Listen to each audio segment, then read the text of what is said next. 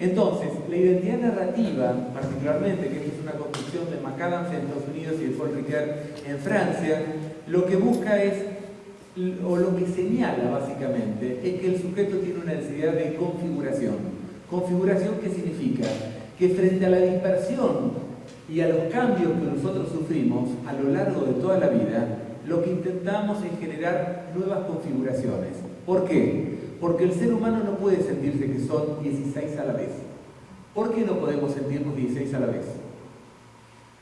Porque no tendríamos curso de acción. Es decir, el ser humano necesita ordenar la acción hacia lo que viene. Hasta casi que sería como una respuesta evolutiva. Ya dejé de lado todo mi construccionismo y me voy al evolutismo. No, pero digo, ¿qué significa esto? Que en realidad la necesidad del ser humano frente a la vida es manejarla, no es recordarla. Esto muchas veces ciertas teorías psicológicas parece que fuera todo el pasado. No, el ser humano necesita permanentemente construir esquemas para poder abordar el presente.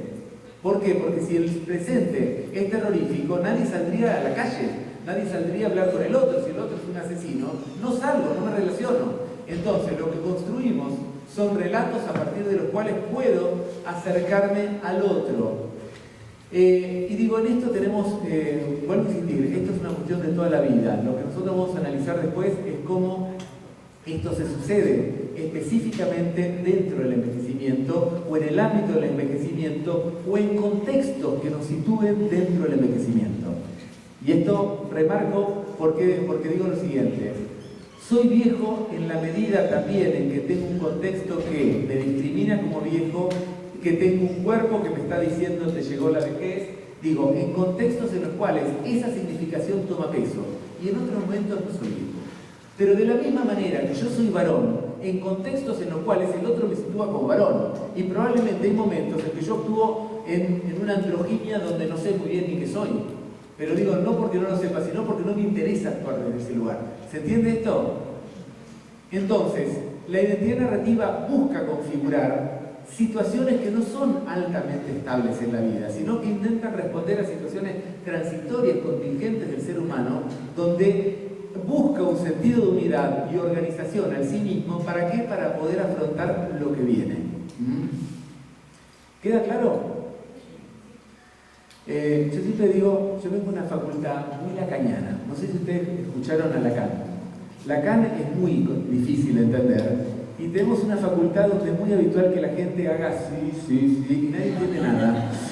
Entonces a mis alumnos les digo, miren, yo quiero que esto lo puedan usar mañana, que se lo pueden llevar como una bolsita para usar. No quiero que no me entiendan nada y que digan, uy, mira qué difícil que habla.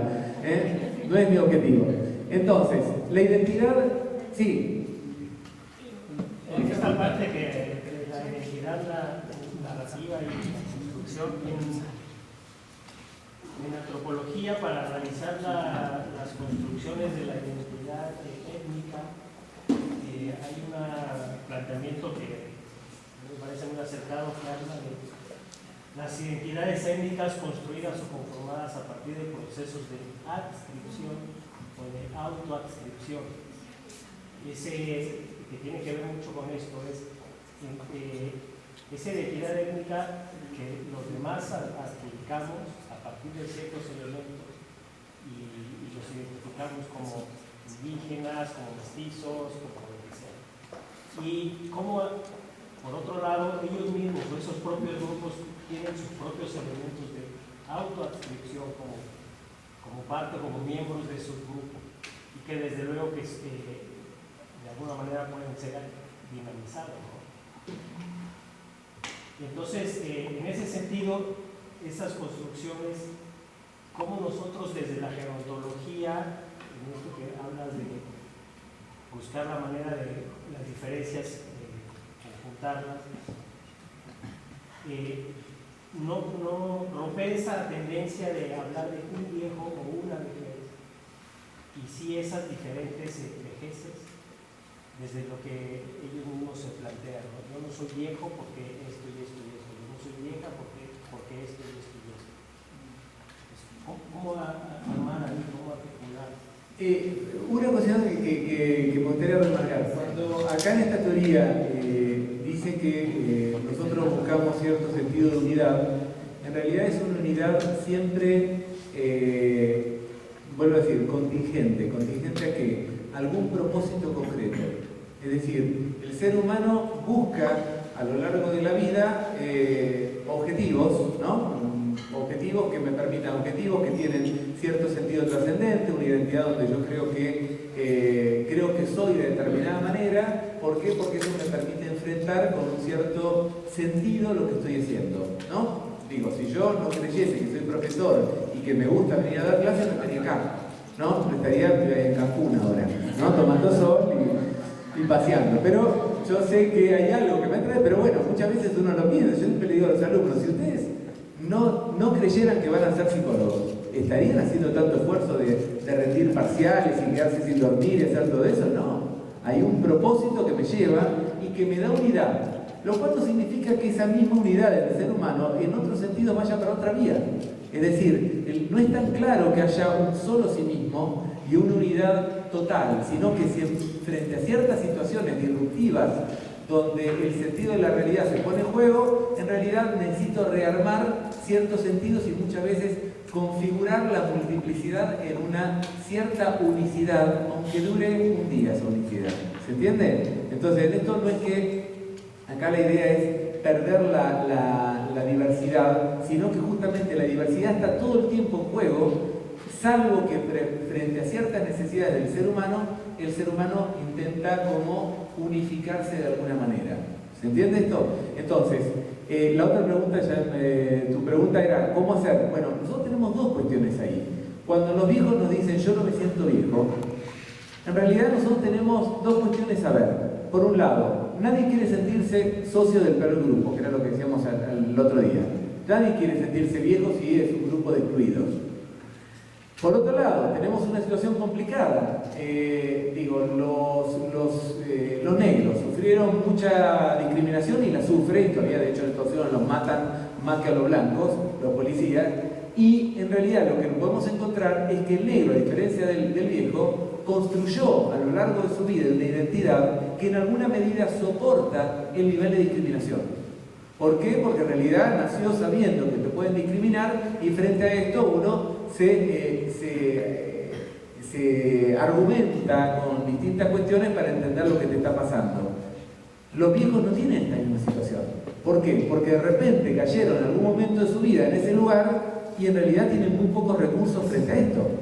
Entonces, nosotros podemos pensarlo desde muchos lugares. Por un lado, desde este lugar como de mayor purismo, que era el que planteábamos recién. Soy viejo en ciertos contextos que me denominan viejos o que me adscriben esa identidad, pero al mismo tiempo tenemos otra realidad que quizás es más política, donde nosotros decimos, el viejo difícilmente pueda ajustarse a la idea de viejo si esta sociedad lo sigue discriminando y si además no tiene una historia que en alguna medida sustente lo que le está pasando. ¿Está la idea? No sé si respondo a lo que vos me decías. Entonces, la idea de qué significa consistencia interna en sí mismo, qué significa cierta unidad, pensar quién soy. Y fíjense que quién soy, y en esto Sartre decía algo muy interesante, no es lo mismo decir qué soy que quién soy.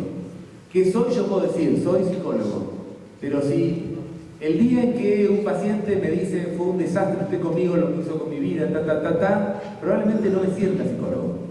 Lo que nos dicen muchos jubilados, yo era profesor, ¿no? Me acuerdo de una de mis primeras pacientes que a mí me impactó, que se anotó en el hospital poniendo ama de casa.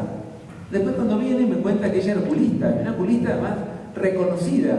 Y le digo, ¿pero por qué pusiste que era ama de casa? Y porque yo no tengo más pacientes, yo ya no soy más oculista, ¿no? Y esto en alguna medida, ¿qué es lo que realmente me ubica como lo que creo ser? El reconocimiento del otro. Si ustedes acá no me reconocieran como profesor, difícilmente yo pueda creerme que soy profesor, por más que tenga el título. Entonces, la identidad es una herramienta finalmente. Es una herramienta para controlar lo disruptivo de la vida y frente a los grandes cambios, y por eso a nivel internacional hoy hay cierto consenso en que esto puede ayudar. Los alemanes trabajan mucho con esta teoría y los alemanes de la línea de Barthes, digamos, de los grandes teóricos, ¿Por qué? Porque en realidad, frente a las crisis vitales, lo que encontramos es un quiebre en representaciones que en alguna medida nos sirvieron para darle uso y sentido a la vida. Y la identidad es esto, es un configurador de cursos, de sentidos, o sea, de pensar que la vida va para algún lado por algún propósito determinado. Y uno de los temas que tenemos a nivel de la identidad con los viejos, ¿cuál es? Que muchos de ustedes, los que estudian, si no estudian, sus padres les ahuecarían el cerebro diciéndole anda a estudiar, hacerlo, Los que trabajamos tenemos que trabajar porque si no comemos, porque si no nuestras familias no estarían bastante conflictuadas. Pero los viejos no tienen nada obligatorio que hacer, especialmente los son jubilados, digo. ¿Por qué? Porque en realidad los propósitos vitales no están demasiado sostenidos por un otro.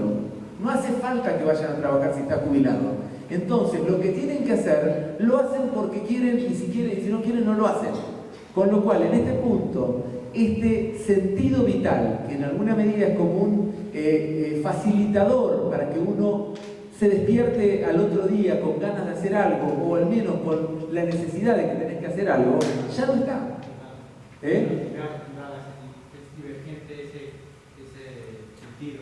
Se puede ir a varios lugares. Se puede ir a varios lugares y podés no hacer nada. Y nadie te va a decir nada. ¿No? Si vas a un programa universitario, no, es lo mismo. Y en realidad, incluso aunque te lo pidan, la necesidad, la fuerza que tiene el sentido de estudiar o trabajar, no tiene correlación con nada de lo que pasa en los viejos. Y esto los deja muchas veces en vidas que no tienen objetivos demasiado claros. Lo que algunos podrían llamar el sentido vital, pierde, o el proyecto vital, pierde sentido a lo largo durante el envejecimiento. ¿Por qué? Porque se encuentran con que nada es demasiado obligatorio. Y además con que tienen menos tiempo de vida. Sí. Con esto que mencionas se me hace muy interesante, ¿no? Porque siempre se nos educa para trabajar o para ser productivos, ¿no? Pero cuando llega ese proceso de jubilación, entonces viene, ¿y en ahora qué voy a hacer de mi vida, no? Y siento que nosotros como jóvenes, al tratar este tema, pues tenemos la posibilidad, ¿no?, de representar otro tipo de envejecimiento ante las problemáticas que estamos viendo actualmente. Y yo creo que como esta crisis de no saber qué hacer cuando llega el envejecimiento es eso, ¿no? Que nunca nos enseñaron o nunca pensamos realmente que podían llegar a ser viejos. Mira, acuerdo totalmente con lo que decís, pero también lo que tenemos que pensar, y en esto hay un libro muy interesante de Philip Roth que se llama La humillación. Sí, creo que La humillación. Donde hay un señor que se prepara muy bien para ser jubilado. Se va a estos countries que tienen estos lugares privados muy lindos cerca de la playa, donde son todos viejos, donde se pone a pintar, donde se pone a hacer cosas de viejos, y de repente el cuerpo le empieza a explotar por distintos lugares. Un tipo que había sido un deportista, un tipo que había tenido una idea de sí muy considerada, que había tenido muchas mujeres, y de repente el cuerpo le explota. Le explota, ¿por qué? Porque empieza a dolerle cosas que no le dolían, empieza a sentir que hay enfermedades que van a ser terminales. ¿Y esto qué es lo que pasa? Nos rompe también el curso de la vida. Y lo que te muestra es que este tipo que estaba bien preparado para el ocio, sin desconsiderar lo que vos decís, que me parece fundamental y que lo tendríamos que tener como enseñanza de vida todos, es que a veces hay ciertas vejeces que rompen con los cursos de vida y rompen a veces de manera fundamentales, más allá que nos hayamos preparado. Por ejemplo, la inminencia de ciertas enfermedades, ciertas discapacidades, nos puede romper el plan vital, el proyecto. Entonces, creo que justamente uno de los grandes desafíos, y ahí sí retomo lo que vos decís, es cómo nos preparamos para nuevas sociedades donde la posibilidad de estar discapacitado durante mucho tiempo pueda ser una realidad. Yo siempre festejo, cuando uno va a Europa, es muy común ver los grupos de personas con altos niveles de discapacidades viajando por el mundo, ¿no? O a Argentina vienen en barcos norteamericanos, en sillas de rueda, qué sé yo, y se van hasta la Antártida, que es como el sueño de muchos viejos. Y uno dice, esto es una preparación social, que a veces no solamente es la preparación individual, es la preparación social frente a una inminencia que en otro caso nos puede dejar sin recursos. Por ejemplo, hay muchos viejos en Argentina que por no mostrar que usan bastón no salen a la calle, o por no mostrar que usan el andador no salen a la calle. Entonces, esto es una disrupción para cierta gente, pero además lo que nos muestra es una disrupción a nivel cultural, y ahí te doy totalmente la razón.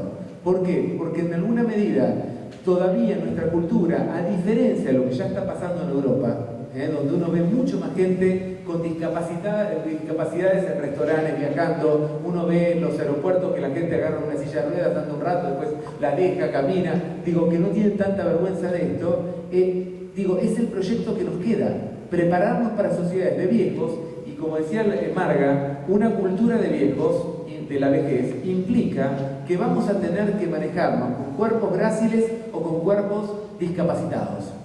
Y que tenemos que empezar a pensar que esto va a ser parte de nuestra historia, y que esto no tiene por qué anular nuestra felicidad ni nuestros logros, simplemente vamos a tener que encontrar nuevos recorridos. Entonces, en este punto, la identidad la vamos a circunscribir en esos contextos particulares donde se junta la discapacidad particular, pongámosle como ejemplo, y dentro de un contexto cultural particular.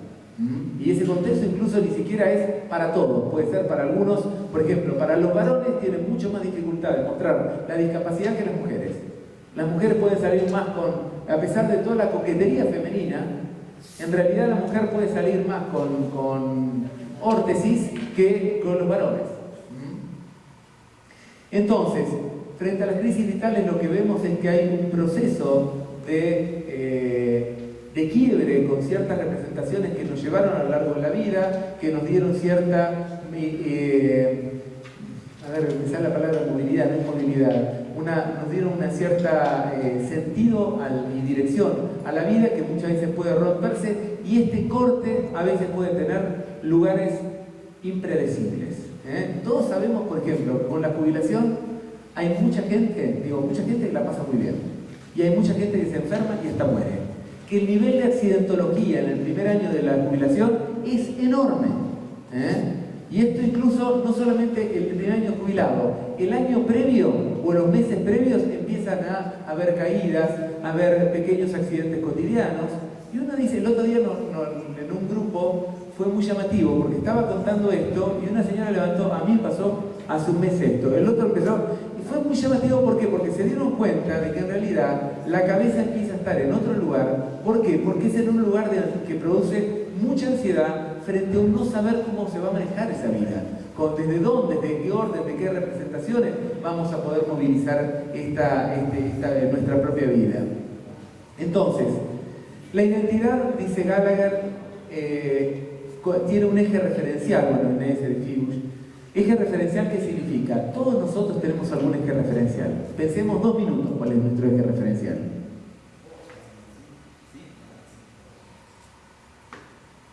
Ahora vamos a agregarle esto. Y además Ricard y Dennett dice que hay un metaevento. ¿Metaevento cuál es? ¿Cuál es el metaevento? ¿Cuál es la promesa que ustedes tienen a futuro? Por la cual hacen un montón de cosas.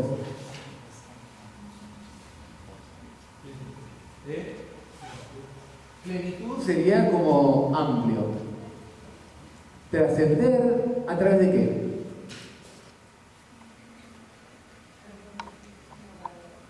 Algo innovador, probablemente a través de tu profesión. Es decir, todos tenemos el orden de la promesa. La promesa, ¿qué significa? Que si cumplo con cierta cosa voy a llegar a algo que yo estaba esperando. Este algo contiene ciertos valores que son importantes para el sujeto, a partir del cual genero un eje referencial en mi vida, ¿no? Desde el cual me miro, me pienso, me actúo, decido mis acciones. Si yo dejo de trabajar y tengo lo que se dice, si me hubiese ido a Cancún, ¿no? En vez de venir acá, probablemente ¿qué hubiese pasado? Hubiese tomado sol, hubiese ido a la playa, pero probablemente parte de mi metaevento, que es ser profesor y que es poder contar lo que yo estoy haciendo a otros, hubiese caído a pedazos. ¿Por qué? Porque en realidad mi eje referencial está mucho más ligado a valores académicos del saber que a valores de playa. No critico los valores de nadie, simplemente los míos están más ligados a esto. y puedo sacrificar muchas vacaciones por estas cuestiones. Lo que digo es que lo que tenemos que pensar es cómo muchos de estos metaeventos están en cada uno de nosotros, y es un buen ejercicio reflexivo pensarlos, para hasta qué punto nosotros movilizamos nuestra vida y hacemos grandes sacrificios. El ser humano hace grandes sacrificios en nombre de promesas, y no de promesas religiosas, promesas de uno mismo. Y en relación a esto, lo interesante ver es qué pasa en la vejez con estas cuestiones. Sí, porque ahí se puede, yo creo que insista con el tema del género, pero se llega a confundir. Uno le puede preguntar a un hombre o una mujer mayor, ¿estás satisfecha o satisfecho con su vida? Y generalmente van a contestar sí, porque saqué a unos hijos, adelante, sí, porque fui una buena esposa, así, etc. Y la mirada hacia sí mismo pocas veces surge. Es decir, se antepone en ese evento el cumplimiento de esa identidad de género. Y se difumina o se queda aquí en primer lugar la construcción de la identidad de mi yo, viejo o vieja en este momento de mi vida. Entonces, sí soy un buen proveedor, o fui una madre amorosa. Entonces, ahí también. Pero fíjate, agrego a esto, y vos que sos antropólogo, hay un estudio muy interesante que muestra lo siguiente. Es un estudio que compara a Estados Unidos de origen sajón y mexicano, hispanos. En realidad lo que muestran es que cuando los sajones cuentan con qué están satisfechos de su vida, hablan de los logros personales. Cuando los hispanos hablan de qué están satisfechos, hablan de logros comunitarios, de esa pequeña comunidad que es la familia. O sea, fíjate también cómo uno lo puede ver desde una óptica, desde una perspectiva de género, desde una perspectiva de etnia, desde una perspectiva de clase social. En realidad siempre lo tenemos que ir ahí viendo cómo se enlazan y se profundizan ciertas cuestiones. Esa investigación es muy linda. Bueno, los que quieren después yo les dejo, me escriben por mail y yo les paso material. Pero eso también tiene que ver con esta noción de deseabilidad social. Lo que espera el otro de mí, lo que espera el grupo social, lo que espera mi cultura de mí, y justamente en ese sentido pierdo yo, voy ganando identidad pero la voy perdiendo, es decir, en el interjuego con el otro no me pienso a mí sino en relación solo a lo que el otro espera o lo que los otros esperarían de mí. Entonces, porque Verónica dijo algo que me llevó para otro lado a entender lo tuyo.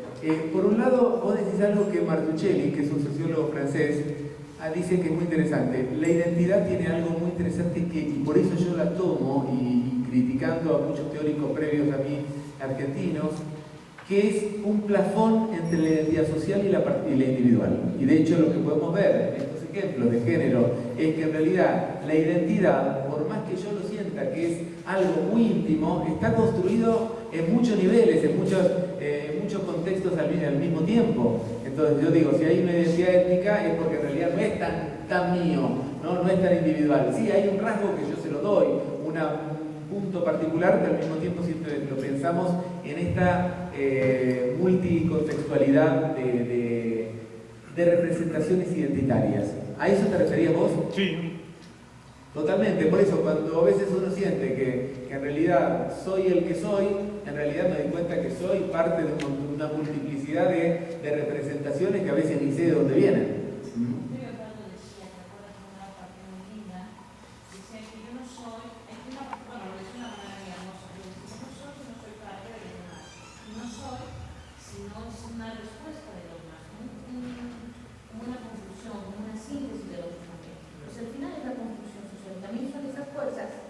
Que de alguna manera te van formando una identidad, ¿no? O sea, veo un chico, por ejemplo, de niño queriendo vestir como niña y la represión y la cohesión de la propia comunidad familiar, de la comunidad social, o sea, te van formando una identidad, aunque tú no lo seas, ¿no? Entonces, igual con las niñas, o sea, te dan la muñequita, los trastecitos, ¿no? El hombre que tiene que ir a trabajar, ¿no? O sea, son cosas que se van formando. Ahora, es como muy... no es como el agua y el aceite, porque se puedan distinguir fácilmente, ¿no?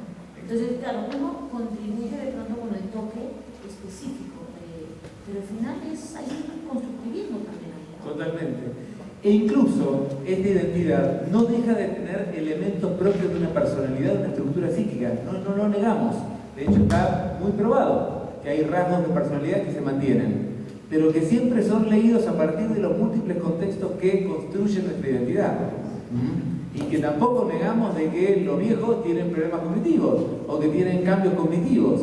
No lo negamos, simplemente lo que siempre lo pensamos es dentro de una complejidad mayor, que es esto que nosotros llamamos la identidad. Bueno, ¿por qué? Perdón. Gracias. Solo una precisión, porque yo misma estoy confundida. Espera que... Gracias. Yo trabajo con perspectiva de género, pero yo misma estoy confundida en este momento si cuando hablamos de identidad, es que son tres elementos de pronto en la construcción de género: identidad, asignación y rol. No quisiera irme con la idea de que se confunde el rol, o sea, la conducta esperada, con la construcción cognitiva, incluso yo metería en la subjetividad y el tema identidad, porque de pronto siento, así percibo que se mezclan y pareciera que la identidad es esto que los demás me dicen que debo hacer, y eso es el rol, el papel. Entonces de pronto lo social, sí tienes razón, se está vinculando todo el tiempo con lo individual, pero cómo distinguir identidad no es un tema que yo trabajo, y espero no estar confundiendo con este asunto de género. No, está muy bien, porque el tema es que estamos en otra referencia, en otro marco teórico. Acá cuando nosotros hablamos de identidad, en realidad tomamos todos los ejes que vos marcás al mismo tiempo.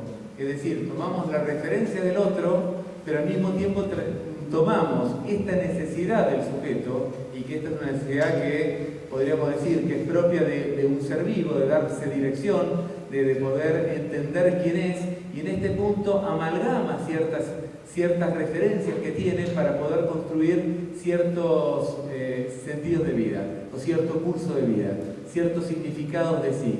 Entonces, lo que yo creo que cuando vos hablas de identidad de género, estás hablando de algo que uno se percibe como, digo, no sé, una mujer, que alguien se percibe como mujer más allá de un cuerpo masculino. Esto es identidad de género y no me cabe duda. Nosotros estamos utilizando la noción de identidad más complejamente, articulando todas las nociones que vos acabas de dar, ¿no? De la asignación o del rol que pueda tener, más lo que la persona pueda pensarse a sí mismo.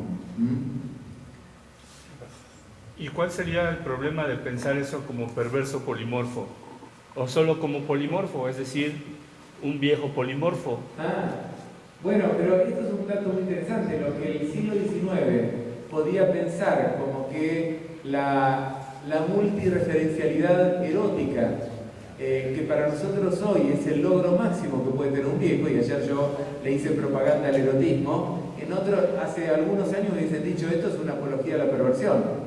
¿Por qué? Porque el sexo correcto es la relación sexual, y si el viejo empieza a gozar de otras cosas se va a volver loco. Y en realidad hoy lo que sabemos que no se vuelve nada loco, al contrario, puede gozar de más cosas que las que gozaba antes. Solo apuntar algo, solo que Freud no definía lo perverso como algo negativo, sino solamente lo decía que lo perverso en el humano es que la sexualidad no era con arreglo a fines.